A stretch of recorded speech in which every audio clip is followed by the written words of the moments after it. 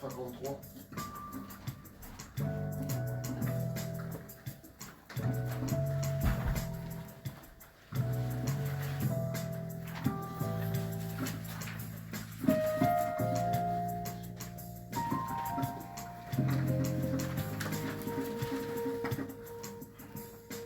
Gloire à Dieu. Que le nom de Dieu soit béni. Ésaïe chapitre 53. Ésaïe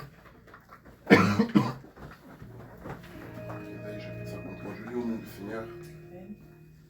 Qui a cru à ce que nous avons annoncé? Qui a reconnu le bras de l'Éternel? Il s'est élevé devant lui comme une faible plante, comme un rejeton qui sort d'une terre desséchée. Il n'avait ni beauté ni éclat pour attirer nos regards, et son aspect n'avait rien pour nous plaire. Méprisé et abandonné des hommes, homme de douleur et habitué à la souffrance, semblable à celui dont on détourne le visage. Nous l'avons dédaigné, nous n'avons fait de lui aucun cas. Cependant, il a porté nos souffrances, il s'est chargé de nos douleurs, et nous l'avons considéré comme puni, frappé de Dieu et humilié. Mais il était blessé pour nos péchés, brisé pour nos iniquités. Le châtiment qui nous donne la paix est tombé sur lui. Et c'est par ces meurtrissures que nous sommes guéris. Nous étions tous errants comme des brebis. Chacun suivait sa propre voie. Et l'Éternel l'a frappé pour l'iniquité de nous tous. Amen. Amen. Que le nom du Seigneur soit béni. Amen. Vous voyez, quand on lit souvent ce passage, on le lit, c'est vrai. Et nous tous, nous le lisons. Mais que chacun le relise chez lui. Amen. Amen. Et entre en esprit dans ce passage. Si l'amour n'existe pas, ces passages n'existent pas. Amen. Si Dieu n'était pas amour, ce passage-là n'existerait pas. Amen. Parce que la Bible nous dit aujourd'hui, le serviteur qui est Ésaïe, qui est mort il y a des siècles, et sa parole demeure, parce que c'est la parole de Dieu, nous dit ici qui a cru à ce que nous avons annoncé. Amen. Amen. Qui a cru?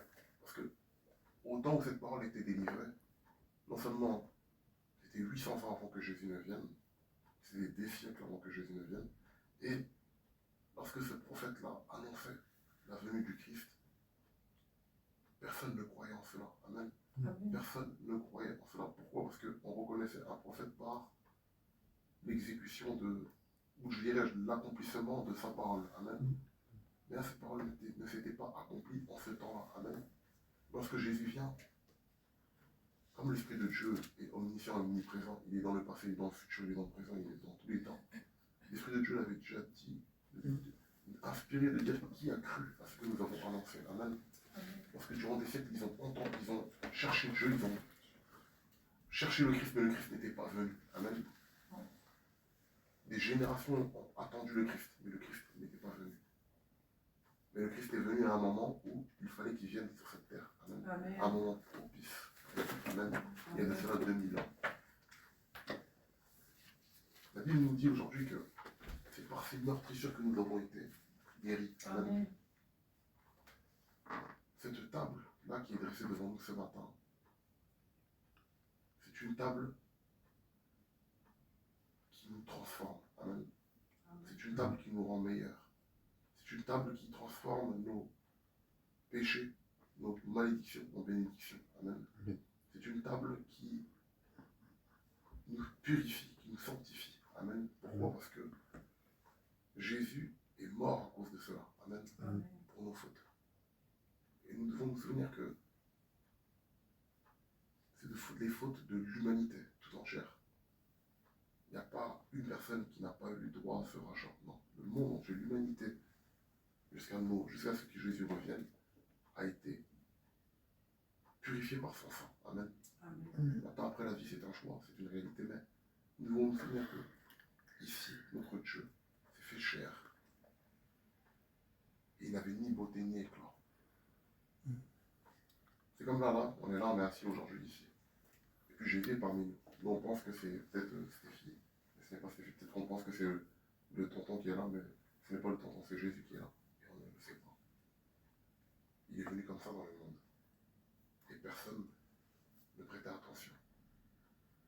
Parce qu'il n'avait ni beauté ni éclat pour attirer les regards des hommes. Amen. Mais cependant, il était Dieu sur terre. Amen. Au milieu de nous. Amen. Voilà pourquoi il est très important de prendre à cœur cette parole et vraiment de se l'approprier. Car il est ce Dieu-là qui nous a fait ce don-là d'être racheté par lui. Amen. De ce grand jeu. Nous savons combien de fois nous avons péché.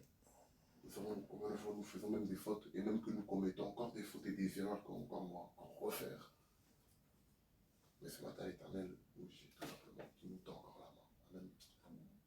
Il nous tend encore la main. Ce n'est pas encore tard. Il veut que nous réconcilions avec lui. Amen.